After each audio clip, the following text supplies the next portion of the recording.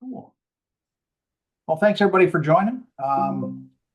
It said tonight just going to be another, another discussion like we did last week. Nothing in particular, no particular times, but there was some interest in talking a little bit about remote observing and remote observatories.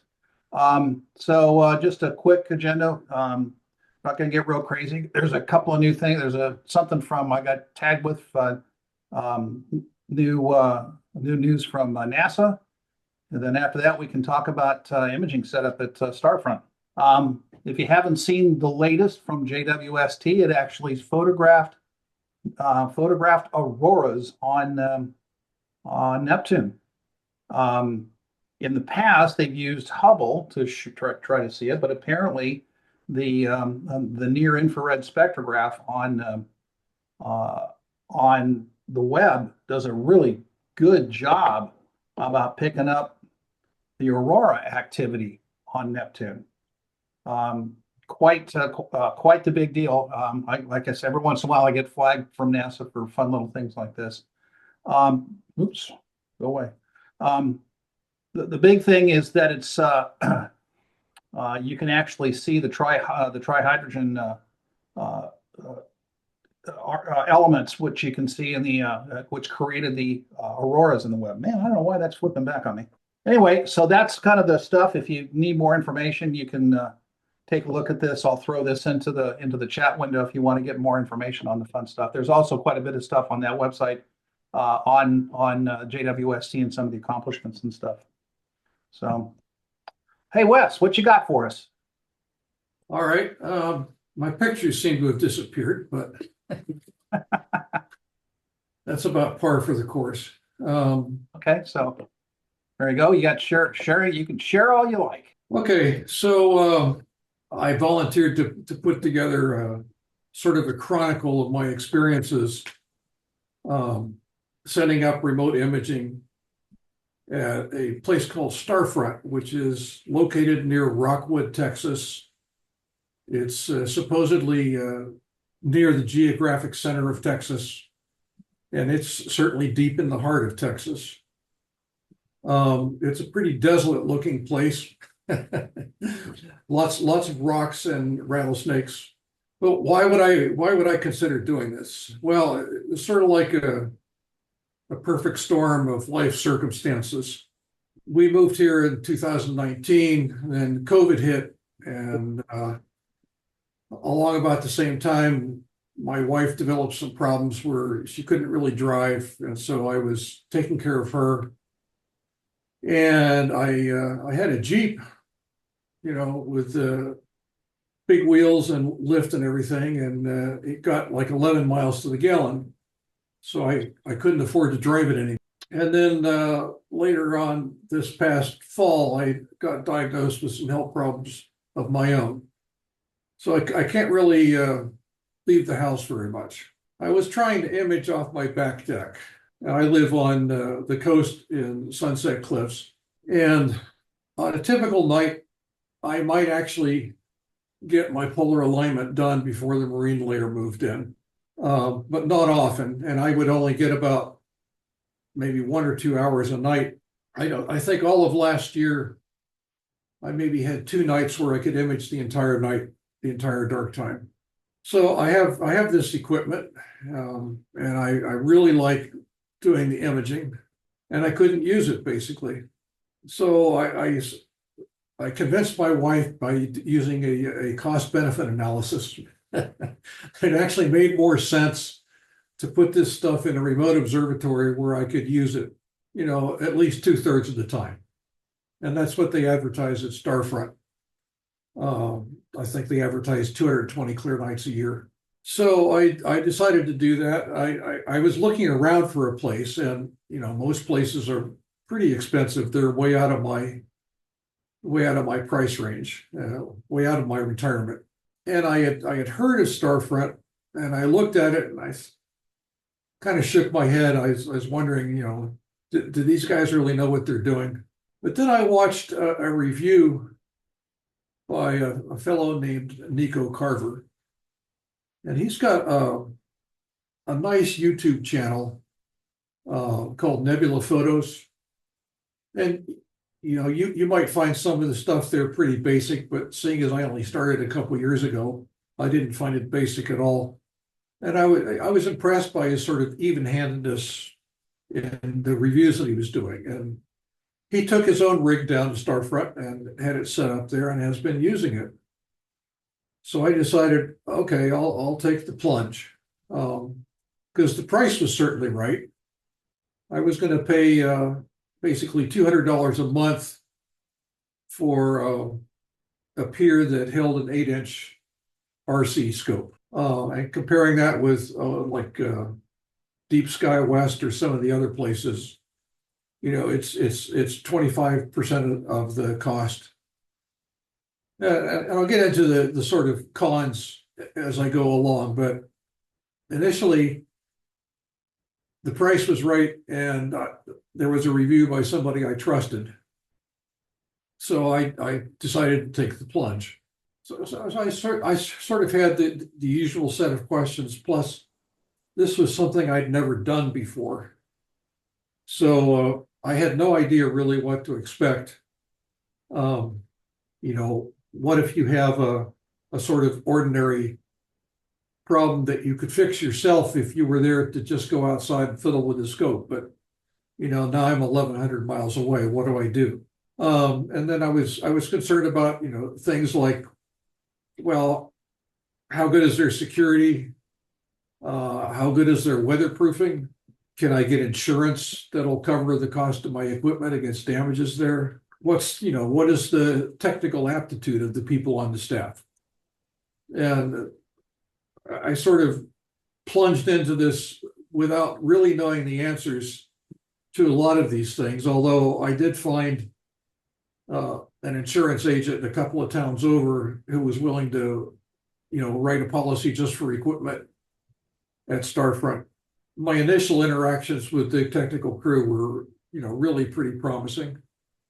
So I thought, okay, so if anybody else is considering doing something like this, I don't know what the model is like at other remote observatories, but they have a fairly small staff, and certainly when they were starting out, they were stretched really thin. I think it's a little bit better now. They have a larger staff and they get somewhat better response time on the tickets. But, the first thing I would say is if you're going to send something there, the simpler you can make it with the fewest moving parts, the better off you'll be. So, do you really need a flip flat? No, you don't. Okay, you can do sky flats. When there's a full moon, typically they'll have a sign up sheet. They'll go around and put your dust caps on so you can take your darks, stuff like that. I think it's really, really important to, get the entire rig put together at home and test it thoroughly, maybe for a couple of months if you can stand it, to do it that long. I tested all the parts in mine and the combination for about a month, and I didn't really have any problems with the combination. I had some other problems that I'll get into shortly, but I'm really glad that I did this testing because I knew exactly how I wanted it put together. I knew which cable went where. I put labels on everything, and I think that was really helpful. Another, I think, really important tip is to use quality cables. So however you're putting things together, use good USB cables. If you can get them where they have the sorts of fasteners that'll stick in like an Ethernet cable, well, there's a little lever on it that you click to pull it back out. Get those. I think L-Com has really good cables. I've used those. Also, as a corollary to that, get a really good power supply, because you don't want to try to run everything off one power supply. You want to make sure that the computer has a constant source of at least 12 volts, or 19 if you're using a NOC. You want to make sure that your mount has a good constant source so it doesn't stall when it's slewing.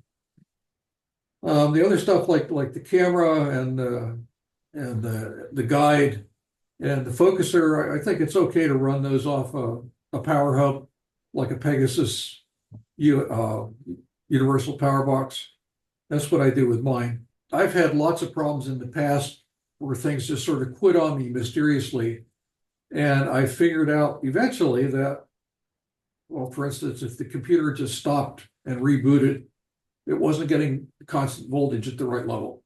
And that's when I'm, on the pad at TDS or on my back deck at home, and I can easily see, what's going on and kind of puzzle over it. And when you're at a remote observatory, you can't, unless you install a pure cam of some kind, you can't see. And even if you have a pure cam, it's not going to, you're not going to be able to see 360 degrees around the rig. You can't really tell without touching whether a USB cable is seated properly or not, stuff like that. If you want to have some flexibility, like if you want to have an extra camera, like a planetary camera, or if you want to have something like a reducer, make absolutely sure that you have all the right connection spacing worked out and you have all the spacers. I mean, I actually set them up with in a separate pack. Like for one camera, I have one particular spacer adapter to screw into the filter wheel. And for different cameras at different sizes, M48 instead of M42. So just make sure that all that stuff's included with the things that you send. It's something I've definitely learned is remote troubleshooting is hard. You can't see it. You can't touch it. You can only tell by, sort of what the dials are telling you or what the logs are telling you as you move stuff around.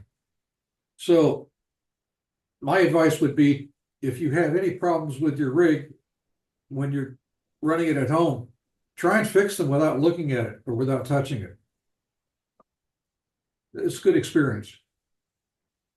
Here's an example. I have a regular old ZWO automatic focuser. And one time I was booting things up and it wouldn't let me connect without downloading new firmware and installing it. Okay. I downloaded the firmware to my PC at Starfront and it installed fine. But what they didn't tell you is when you calibrate your focuser, it loses its memory of where it is. So my focus position is out at 13,000 something, but the focuser thinks it's at 0. How do you fix that? How do you calibrate it? Maybe I'll just sort of like, if anybody has a really quick thought on how to do this, I think it'd be worth sharing it. Any ideas? I can't see it, I can't touch it, but I know it's at the wrong focus position because it tells me it's at 0, but the mechanical focuser never moved, right? The focus tube never moved when I was installing the firmware. So how do I fix it? Power cycle? No. What worked was I remembered, and I also had the autofocus runs saved in Nina. So I looked at my last autofocus run and I said, okay, it was about, 13,900. That's where it really is.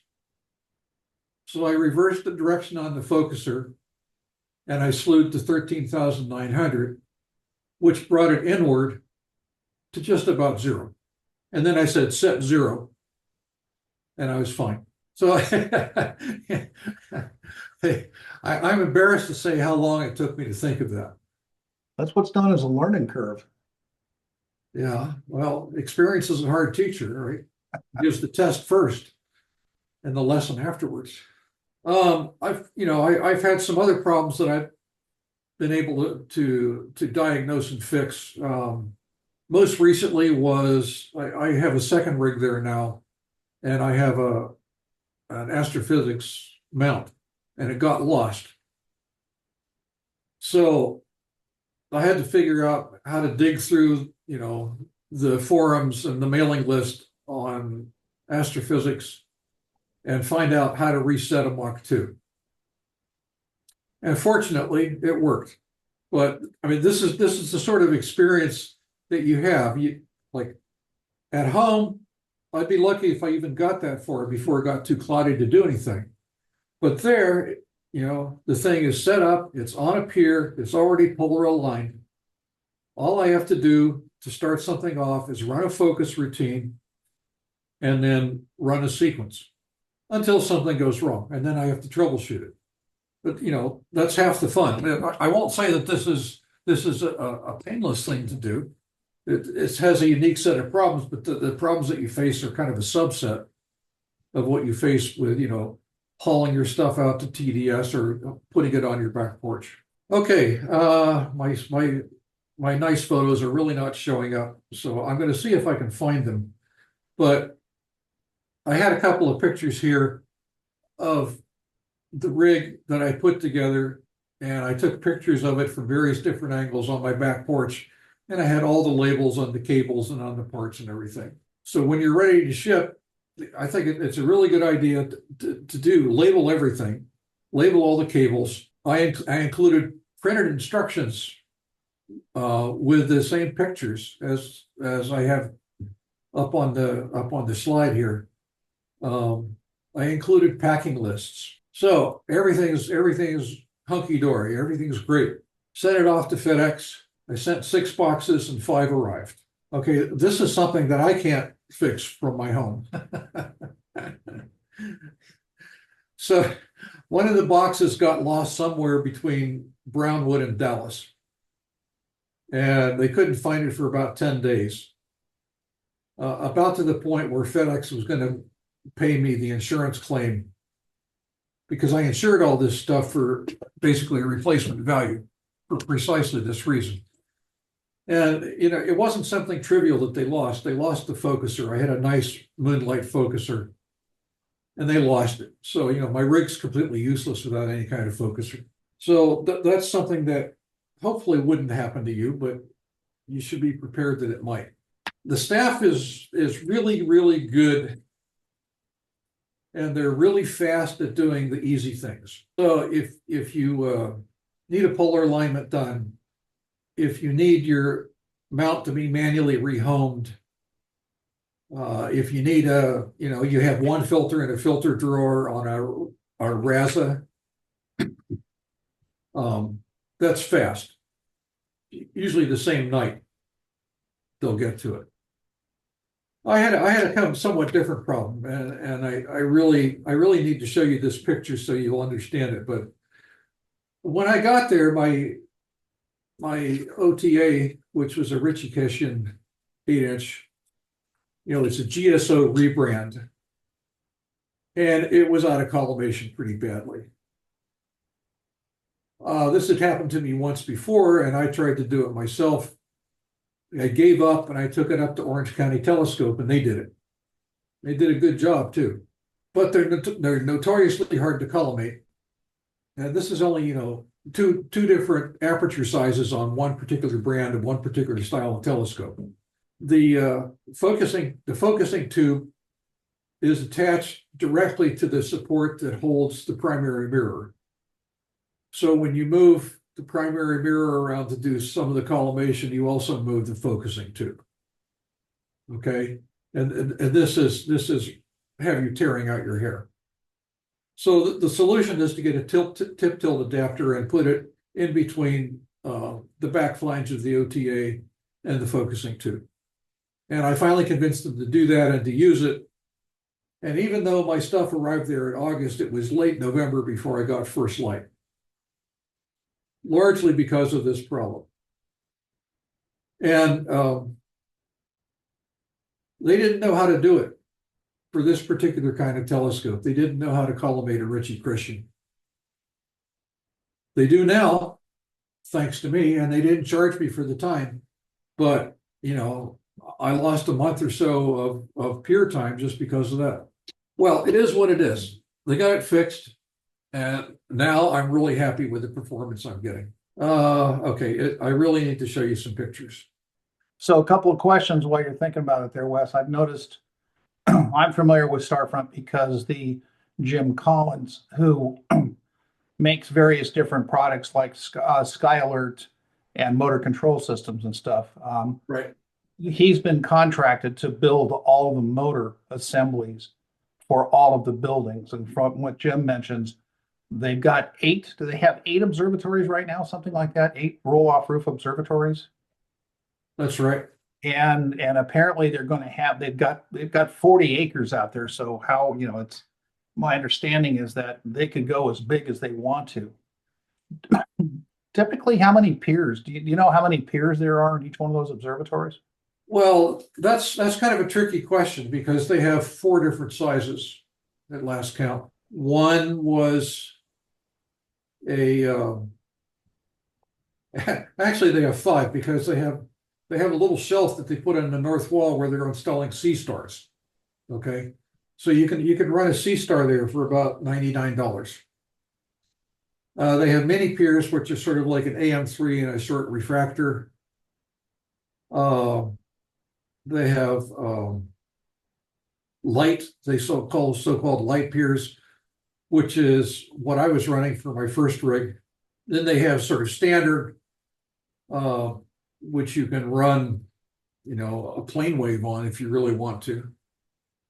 And I think they have a few spots for really large, like 17-inch and up scopes. I don't know how many they have installed now. If it's one thing we could do is just look at their website. So I'll switch for a minute. It's cloudy and windy there right now, so we're not going to take any subs tonight, but for instance, this is one of the buildings. Where's my zoom controls? Can you see that? Yes. Wow. All right, so it looks like three columns, maybe 4 columns. Some of the smaller ones are in the middle.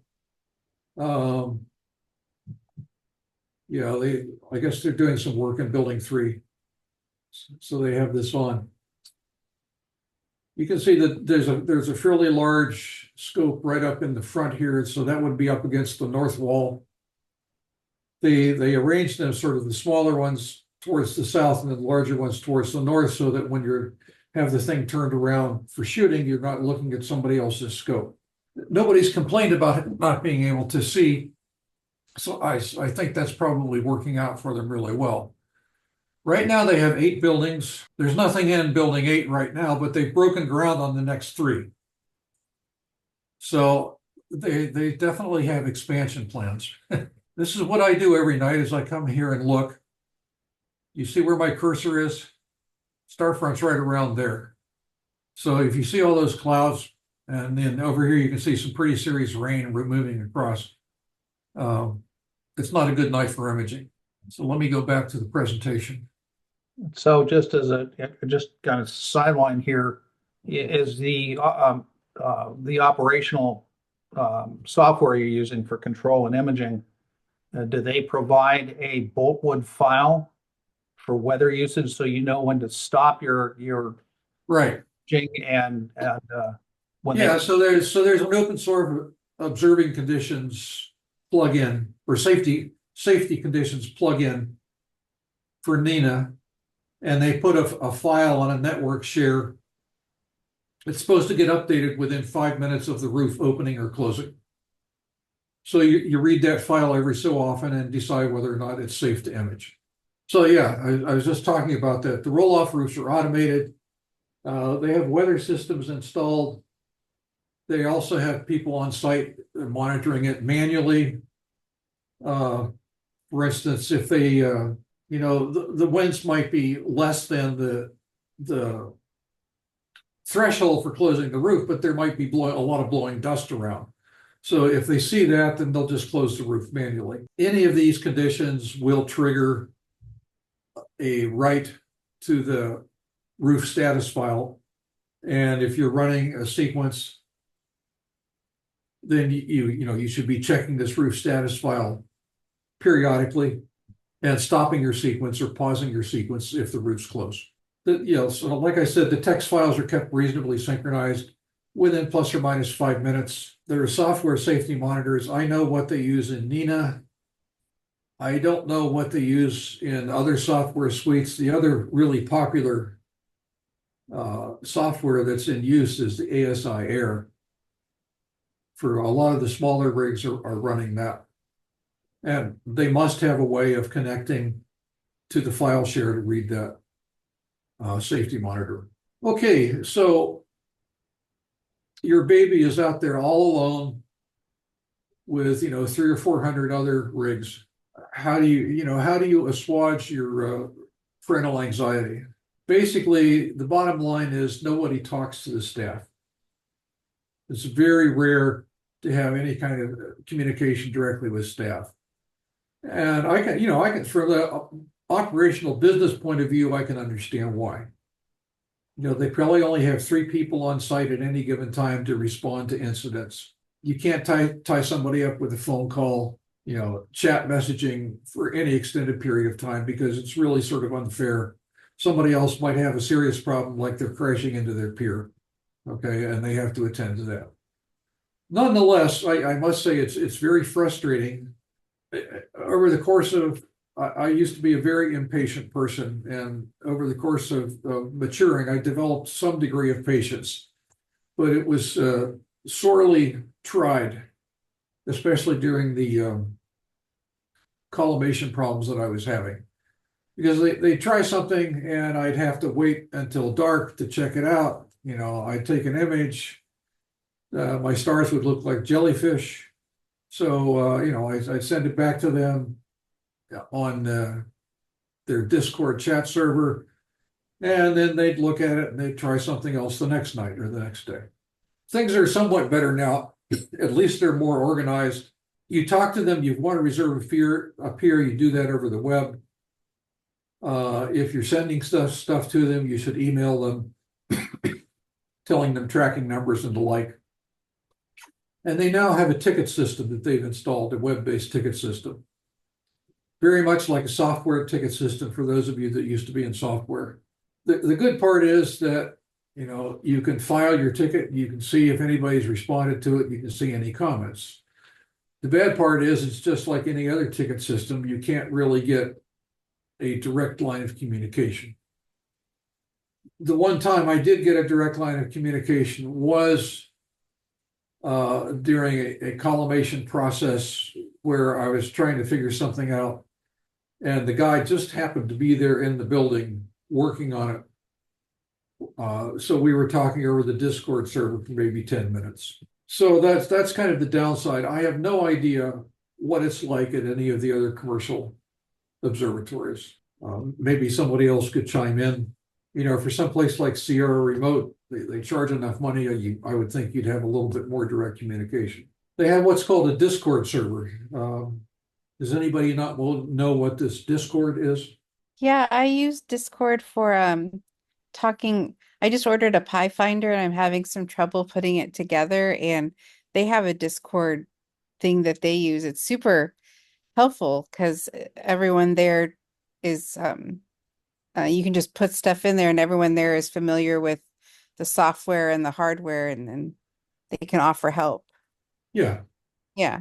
So it's basically like a multi-channel chat, right? And you can there is a pretty large community of regulars that's on this chat all the time.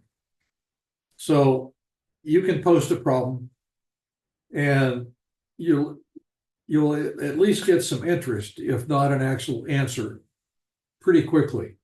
But it'll be from other customers. It won't be from the staff. They do have help channels. Their information is somewhat better organized now. They took a stab at putting together a wiki, but I don't know if that's ever come to fruition because I never use it. Anytime I have a question, I go directly to the Discord server and ask my question in one of the channels. I must say that the people that I've engaged with, by and large, have been really, really helpful, really supportive. And that's been a good thing because, you kind of wonder how crazy you're going sometimes when you can't figure something out. It's nice to have a sounding board at least. Okay, so I'm up and running now with actually 2 rigs. They have around 220 clear nights a year. They advertise that. I know this past fall, I think they had 40 or 45 clear nights in a row. The skies are very dark. I would say Bortle 2, they advertise Bortle 1. I'm not so sure about that. Maybe some nights it's Bortle 1. you're at the mercy of the West Texas weather. And as you know, as you saw when I showed the cloud coverage and radar, stuff blows in from the Gulf, stuff blows in from northern Mexico. I can't wait for the monsoon season to see if it's going to blow in from the Gulf of Cortez as well. But a lot of times it'll be, sort of patchy. Sometimes it'll look like the whole state is completely clear. Sometimes you'll see bands of high clouds here and there. You can usually still do some imaging as long as they're not directly over you. Like the stuff that I showed you tonight, it's completely clouded over.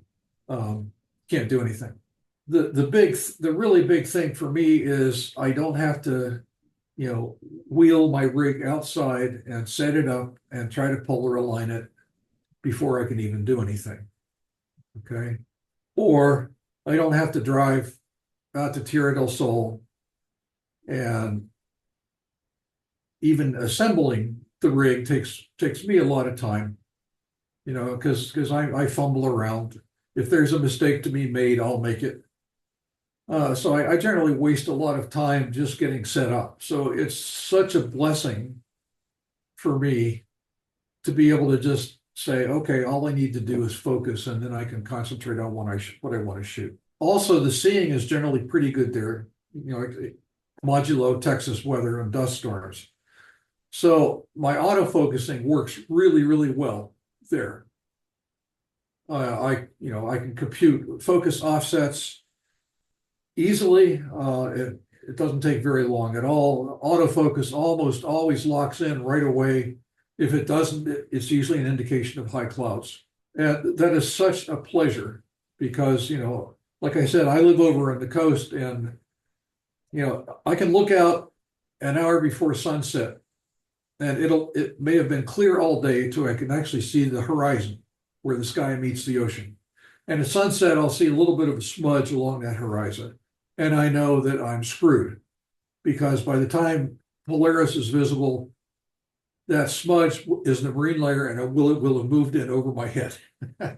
So all I have to do, and I was going to demonstrate this, I log in from my computer at home. I start up Nina and PhD2. I use a plugin in Nina called Target Scheduler. And what it does is it helps me manage multiple targets. It'll, you can have different weights to different things, like soonest time setting, or highest in the sky, or furthest away from the moon. And it'll assign those priorities, and it'll schedule targets. For instance, it'll schedule targets and only shoot hydrogen alpha or sulfur 2 if the moon's too close. And if the moon's really too close, it won't schedule them at all. I can also, I figured out how to do it. It was basically just a matter of timing, figuring out the timing. I can automatically take sky flats at dawn. So every dawn, if the roofs haven't closed, I'll take a set of sky flats. And that keeps my flats, fresh and up to date. When I download the data and try to process some of it, I'll always use the most recent flats, so I know that they'll be pretty good. And then I can go to bed and let the thing run overnight, because I know that there's a safety monitor. I'm not going to get rained on. If the roof closes, the rig will pause, and when it gets to be sunrise, the rig will shut down. But that's just wonderful. Okay. It takes about 75% of my anxiety out of this hobby. There is an occasional glitch. All right. This is to be expected. Unless you're running a C-Star where everything is self-contained, there's all kinds of stuff that can go wrong. 99% of the time, it's a cable. Okay. Either it's loose, seated loose, or it's gone bad. It's been exposed to the elements for too long. The other 99% of the time, it's a power issue. Maybe your power connector wiggles a little bit, or maybe your voltage supply isn't constant in it. For a computer, if it drops below, I guess 11.8 or something volts, it'll cause a shutdown. Sometimes a light leak appears, or sometimes you get dust motes on the sensor. They'll clean your optics for you. Okay, there's a charge, but their charge is very reasonable. It's $50 an hour. And for what these guys know, I think that's pretty reasonable. Here's an interesting issue that I had. I could not figure out, it just started about 3 weeks ago. I'd slew to a new target. Everything would be fine. And then the guiding would just go absolutely wacko.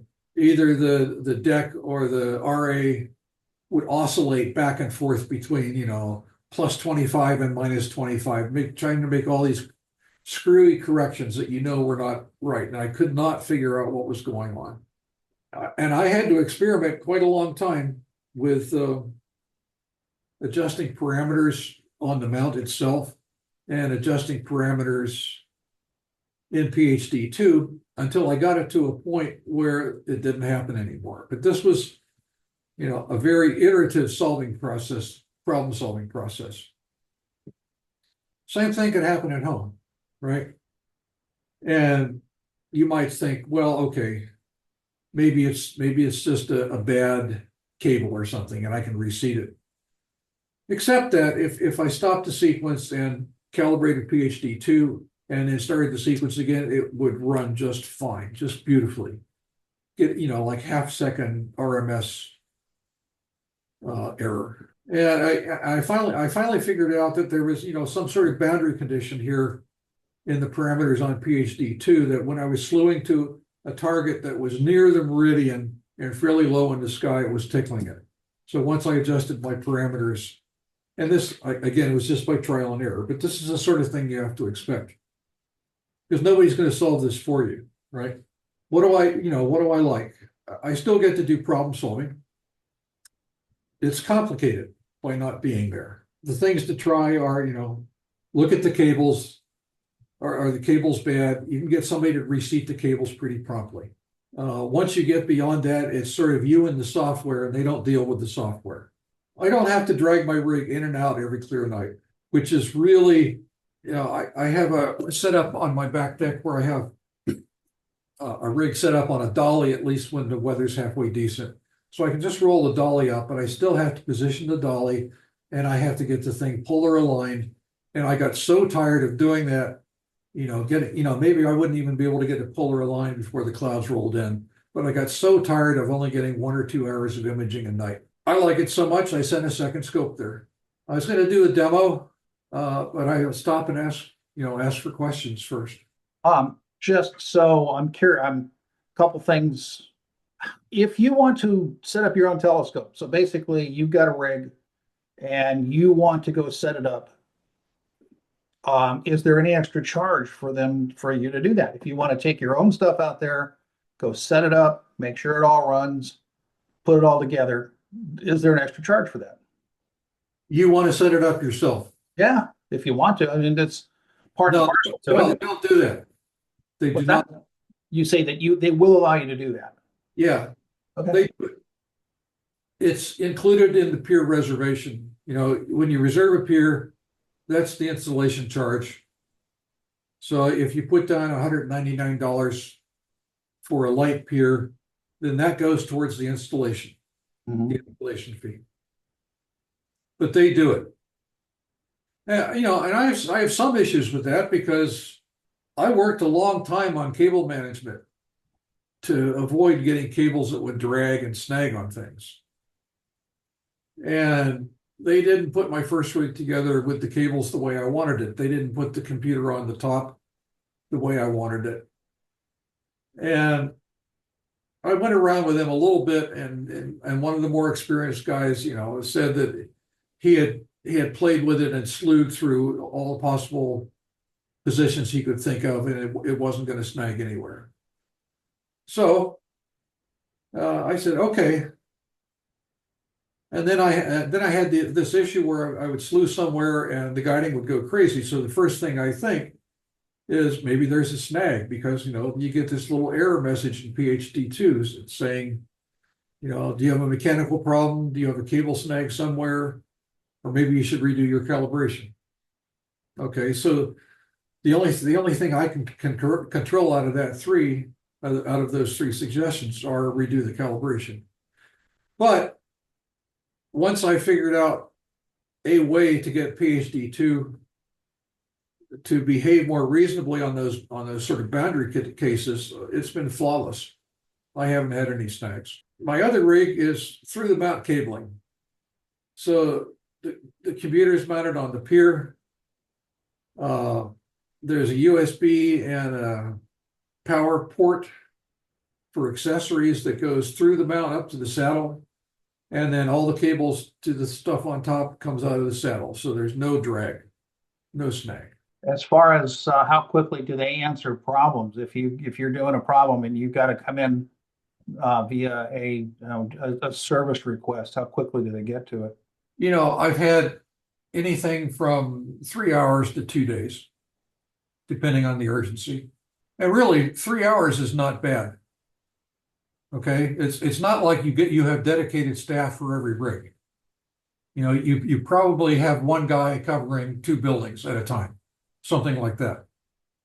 But it's pretty decent, and you know, they do run into some complicated things, like people send down, you know, RASA or Hyperstar, is it the right one? Hyperstar, yeah. Where you put the camera out front. Yeah.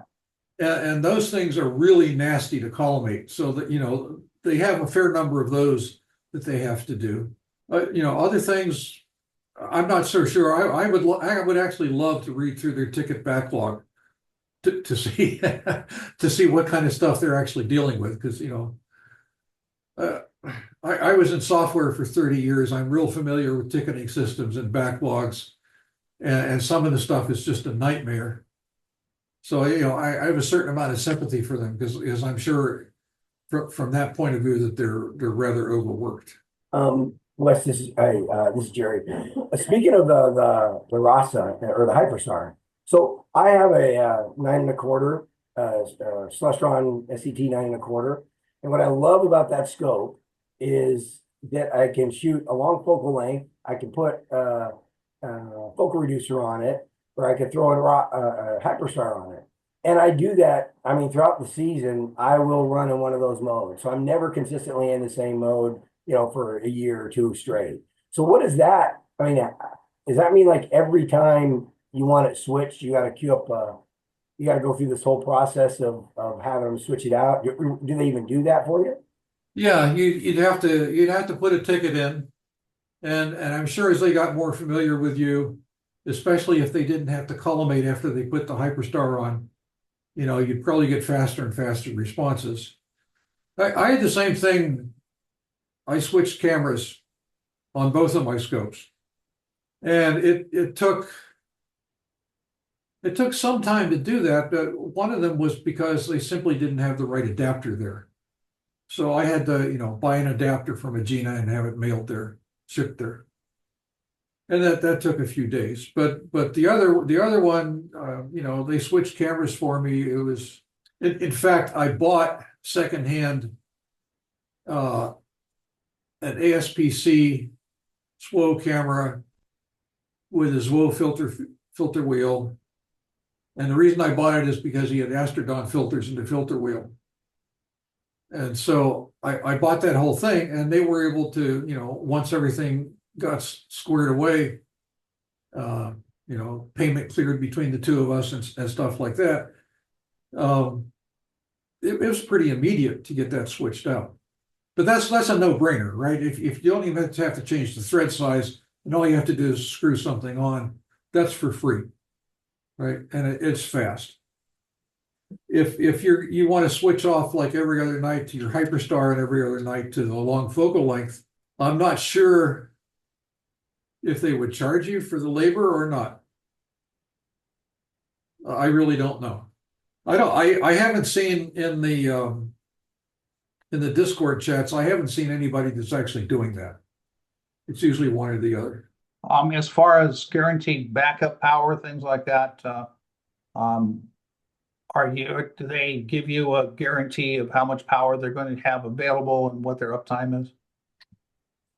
You know, I've forgotten, and I shouldn't forget, because Texas has power outages. Yeah. Right. Especially when they get ice storms over the whole state. But it's my belief, and let me just stress that I don't know this as a fact, that they have backup generators. I don't know how long they're good for. If you are particularly worried about that, there are people that have installed their own UPSs there beside their pier. But so there's a, I figure the worst that can happen to me is that it's going to screw up my computer because Windows is going to crash and corrupt the file system. in the chat, I don't know if you, Dave, if you saw in the chat, I think Linda had a relevant question to, this topic. I'm sorry, what? There's a question in chat. Oh, okay. I can't see it. Hold on. Yeah, just click the chat button. It's just pertinent to what you guys are talking about right now. Yeah. Yeah, this part of Texas might be prone to tornadoes. Yeah, it certainly is. Is this the one you were talking about, or is it further up? No, that's the only one I see. But I mean, the question is, do they carry insurance coverage? Right? They don't. The one thing I've noticed on their website is that they say, no, sorry, if you need to carry your own homeowner's insurance. So I bought a policy, and it's $150 per year for my first rig. That's pretty reasonable, because under homeowners they wouldn't cover anything under 5,000. I'd just have to eat that loss. I remember seeing something on another message board. The guy from Texas saying, "Well, so far this week we've had 90-degree heat, hailstorms, snow, sleet, rain, and a tornado. In Texas, we call that spring." He's probably right. That's funny. So that brings in the question, and I apologize if you already answered this. I did join the call a little late today. But so what made you choose this particular service provider versus some of the other ones out there? I know there's one out in Utah. Right. Others. So what was the big reason that you said, "Oh, I'm going to go with these guys out in Texas"? Okay. Well, I looked around at a lot of different options. In fact, I even looked at buying one of the observatories at TDS, but that's just too rich for my blood. I couldn't find a partner to go in with. And I got the feeling that it was sold out before it was ever put on the market. You're going to call me, Wes. If I only knew. Well, next time you keep me in mind. I looked at the place in Utah, I mean, remotely. There's a place up in sort of east of Big Sur around, I can't remember the name of that lake, Santa something or other lake. It's a very dark area. It's in between the coastal range and the Central Valley. So it's pretty dark in there. I looked at Sierra Remote. I looked at a couple of places in New Mexico. And they all wanted, for me, an arm and a leg. And I didn't see, any real guarantees of, sort of constant on-site technical support. So for me, first of all, the price was right. And secondly, there were a lot of people involved, and they weren't shy about sharing their opinions on the Discord server. So I read a lot of that. I mentioned this guy, Nico Carver, who did a review. His review, he was pretty even-handed, but very favorable. He gave off a really good impression of the place. So that's what swung me. And then my wife is doing better, but I still, I really can't go out that much anymore. It's a kind of takes a lot of planning for me to schedule a night at Tierra del Sol. Right, I can't even go that far. And I was getting really, really tired of the marine layer. And also, if I leave my stuff sitting outside where I live, it's going to get corrosion from the salt. I wanted someplace dry and clear. And my wife would not let me move out to Ocotillo or any place like that. So that sort of swung. I mean, admittedly, I took a chance, but I'm happy that I did. Because, I was running stuff remote when I was on vacation in Hawaii. It's that easy. I want to show you a little bit about the connection process. So I'm going to switch windows again. Have you ever had much issues with the internet connectivity out there? Yes, not often. They have a pretty good internet setup. I think they have at least 1 gig fiber optic out. And I thought that wouldn't be enough because I thought, if you get 400 people trying to download a 40 megabyte image all at the same time, it's probably going to swamp the network. But I was wrong. I haven't really had any internet connectivity problems.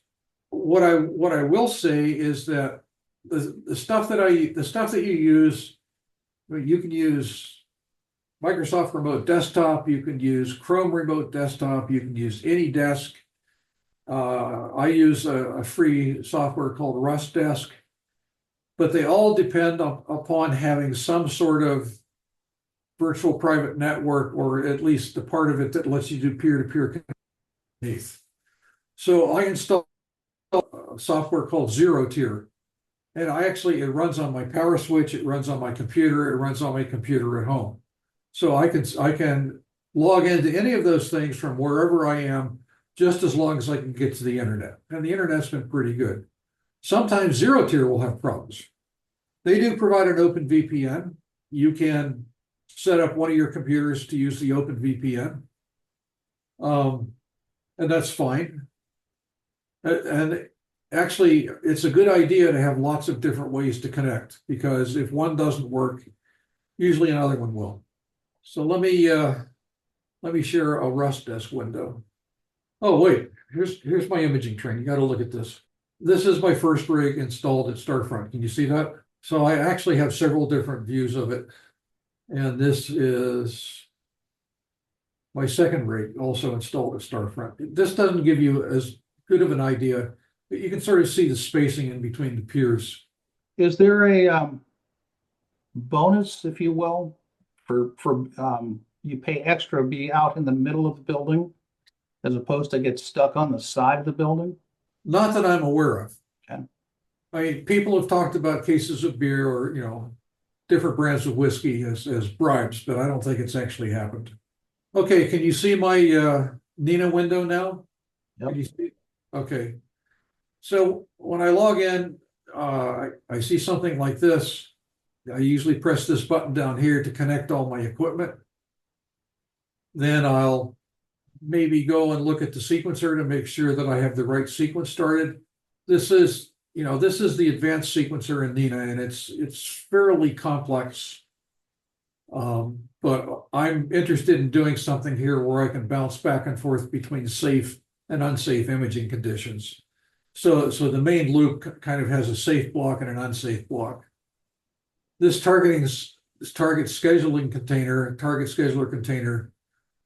this picks up your targets at runtime and schedules them and schedules the exposures and all that other stuff for you. Down here is the unsafe conditions block, and it just basically waits until the conditions are safe again. Now, what happens if the conditions never return to safe? Well, I have an outside loop here that says continue doing this until the sun's above 3 degrees. And then when that condition is false, it'll drop out of this loop and disconnect everything and park the scope, home the scope. So I usually come over here and don't do anything but see the little go arrow down at the bottom. Press that, because it's gonna do what it thinks is the best sequence of target exposures for that evening. Sometimes, particularly if I'm not satisfied with here's some of the sky flats. Got to show you. I guess maybe I'm not going to show them to you. I must have moved them. Anyway, if you want to do autofocus sort of by hand, this is the way you do it. You can look at the last autofocus here and sort of eyeball where the best focus point was, see what the best HFR was. Most of this stuff I don't use here because it's all automated within the target scheduler. This is a filter offset calculator.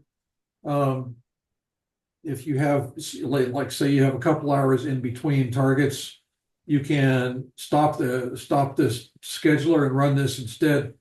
And it'll go through 3 times for each filler calculate the best focus position for each filter. It'll calculate the right offset. It'll compute averages and give you offset for each filter. This is a tremendous time saver because I usually just autofocus once at the start of the night. And if I'm lucky, I'll make it all the way through the whole night without ever having to autofocus again. I do have a trigger in the sequencer that, if the focus, like the half flux radius has increased by too much, it'll run autofocus again. But it doesn't have, the big thing is it doesn't have to do it on a per filter basis. So if I'm running a narrowband sequence, it'll go to HA, it'll do some exposures, it'll flip to O3, it'll do some exposures, it'll flip to S2, do some more exposures, keep repeating that in cycles, and never have to autofocus because it's got the offsets already calculated, so it knows where to move the focuser when the filter changes. Wes, out of curiosity, do you have any type of temperature compensation built into the system? There is. You can, well, let me show you an instruction in the sequencer. And I just say that, for instance, on Tarot, we know that we automatically set it up so that every 2 hours it goes off and refocuses, just because of any kind of, just taking care of any temperature shift that might affect the optics. Okay, so here are some of the instructions that you can use as far as autofocus goes. You can tell it to autofocus after a number of exposures. You can tell it to autofocus after filter change if you like. You can tell us to autofocus after, a certain percent increase in the star visibility, the HFR.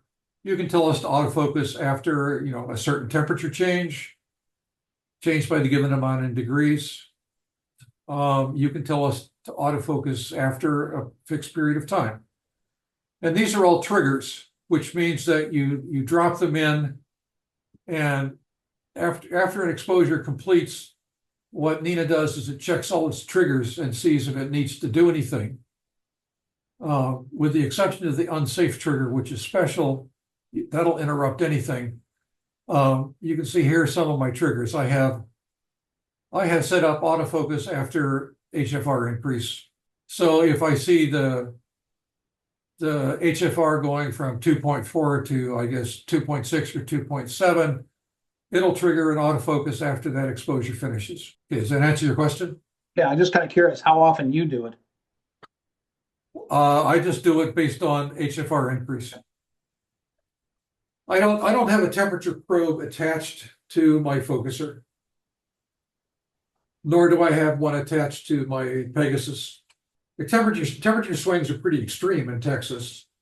It'll be, when they open the roof, it might still be 100 degrees, and it might get down into the high 50s or low 60s overnight. So yeah, I could see having a temperature probe, but from my point of view, it was just one more thing that I didn't use on a regular basis here.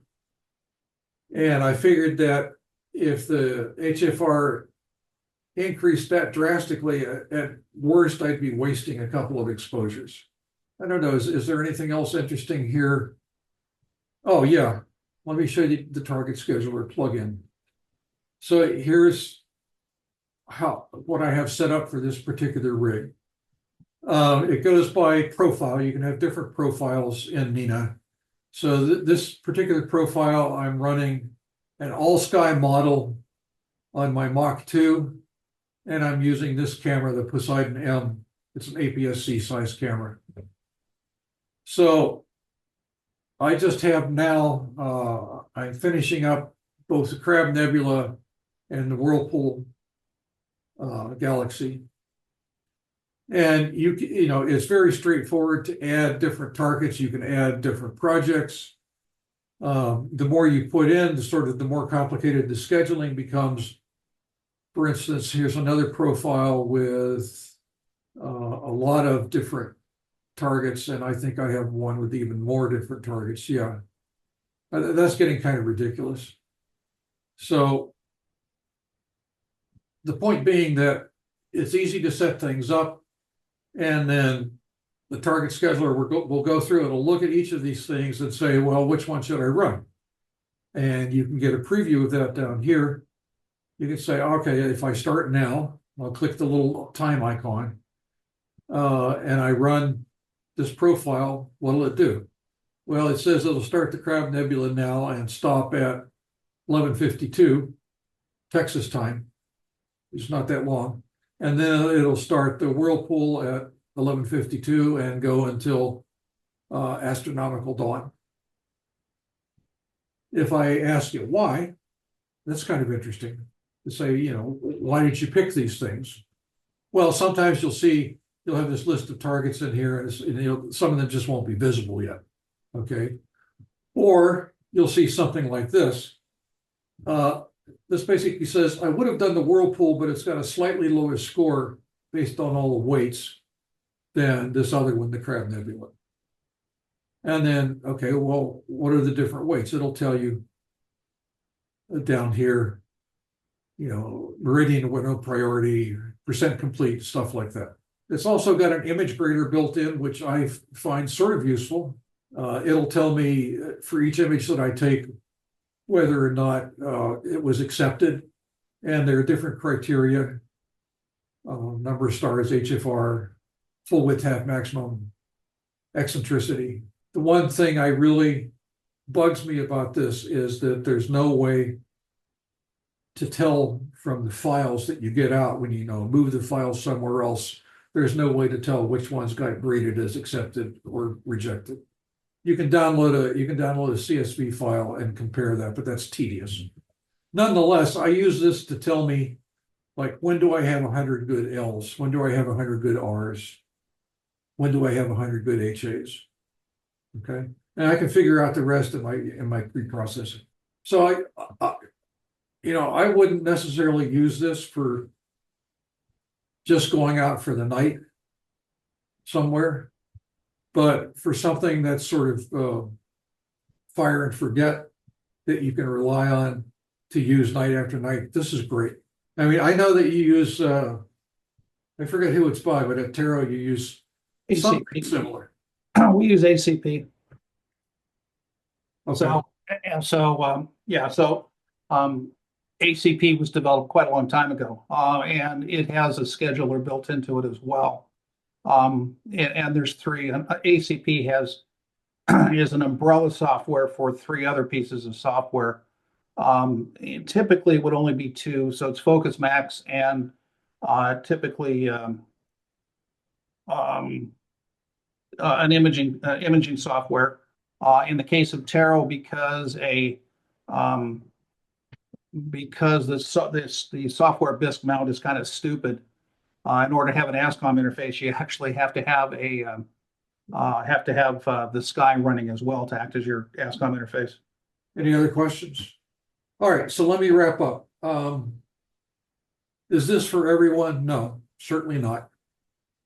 It's filling the bill for me though, and it's solving a couple of really pressing problems about how I can enjoy this hobby and fit it into the lifestyle that I have to have. I'm pretty satisfied with it. I'm sure there'll come a point where I'll, want to move on. There's a marketplace there. I could sell a whole rig or part it out probably if I needed to, and it would never leave the site. I really don't want to have to ship any of this stuff back to me. But I mean, that's a problem that's down the road that I guess everybody has to face sometime or another. Thanks for your time. It was a pleasure for me. A couple of quick questions on, as I'm thinking about it. You said the response time for troubleshooting can be anywhere between 3 hours and 2 days, something along that line. And is that dependent upon the fact that they're awful busy, or you may or may not have a complicated issue that they have to work on? You may or may not have a complicated issue. You can assign a priority to your ticket. All right. When my mount was slewing around and I couldn't figure, and it seemed to be lost, I really couldn't. I made that one urgent. Yeah, because it's of no use to me if I can't, if I can't have a reliable slew. is of no use to me. And furthermore, the only solution that they could probably do, right? Turn the mount off, loosen the clutches, move it back to home position, tighten the clutches back up, turn the mount back on. It's a 5-minute procedure. So they actually took care of that in about an hour and a half. Yeah, and probably less, because it took me an hour and a half to notice that they had made a comment on the ticket that they had done it. Something else that, when I wanted to change cameras, I put that as a low priority. All right. The reason I wanted to change cameras is I had a Tube Tech with a 571 sensor, and it was working just fine. It's concerned that it wasn't cooling down as well as. And it's okay now in wintertime in the spring, but it's starting to get pretty warm there now. And I wanted something that would have a good, reliable cooler. So I bought a Player One IMX 571, and I swapped that out. But there wasn't any real hurry on that because I had a bunch of projects underway using the Tube Tech camera, and it was fine with me if I could finish those. So I don't know, it took maybe 3 days. And then, they said, okay, we don't have the right to buy an adapter. So if the adapter there, it would have been done in 3 days. Wes, so something I've noticed is, so I've never actually imaged from one of those remote places. But I follow folks like, I think Chuck's astrophotography on X, and he posts stuff from his rig that's out. I believe it's out in this same location. And one thing I've noticed, like, and he's shooting with a one-shot color, but to me, it's the clear difference to me is just the quality of the data. I mean, I've noticed like some of the images that I see come out of there, it just looked like they just got so much more signal than what I would get from obviously from my backyard, but even I'll say even TDS. So what is you've obviously imaged from TDS and now here. If you think about the quality of the signal. All right, I'm going to show you some images now. These are all taken at Starfront. Okay, so can you see that? Yeah. Yeah. All right, I just finished that. And that data set's kind of on the light side. I took 50 subs in 5 different channels of 3 minutes each. And the thing that's wonderful about that is, I did it over 4 nights when it was, at reasonable. The target scheduler figured out when it was at a good point in the sky to take the subs. And I'm really happy with the data. Let me show you something that was a little more ambitious. This is IC 342, the hidden nebula. And, to get this, you have to look through most of the Milky Way on our side of it to see it. All right. So there's a lot of interference in the way. But this is 100 subs in L, R, G, B, and HA, 5 minutes each. And it's such a luxury. You stack these things up and you look at it, and there's just hardly any noise compared to what I would get out of my back deck. The signal looks great. So I'm pretty sold on that aspect of it. I think I am getting good data. And remember, this is with an f8 scope, right? So it takes a long time to get that much signal. Not like your Reza. That looks great. Looks great. It does look clean for sure. The main founder there, a guy named Bray Falls, he's got a scope there with 3, I think it's C11 Razas mounted on the same mount. And he takes images for a few hours a night on one target, and he's got, days and days and days worth of data for any one of my rigs. If you wanted, this is probably somewhat beyond the pale, but if you wanted me to dig up a sub from one of these, I suppose I could. No, that's okay. I didn't mean to do that. What's the is that the Thor's helmet there? How's that look? I'm sorry, what? Is that Thor's helmet? The next one down right above you? I'm looking at your This options. is a duck nebula. Thor's helmet. Yeah, Thor's helmet, yeah. This is my first light actually on that particular scope. And this was my second light. And I've done a bunch of others, but one thing I've noticed is that, I used to be really, really anxious about trying to get, some data, some photograph of something, and never being satisfied with it. And one thing I've noticed here is that I've slowed down quite a lot, and I'm sort of picking and choosing targets that I really want to look at, and then collecting a lot of data on them. It's really gratifying. It's really helped my my patience. Any other questions? All right, sounds like a winner. Thanks, Wes, for your time. All right, thank you very much. Nobody else has got anything. We'll see you all next month. We'll figure out what another good subject is. As always, if somebody has a good idea for subject material that we can all get around and talk about, please send me your ideas. We'll get it worked out. You can send your ideas, thoughts to AISIG at sdaa.org, and it'll end up in my inbox.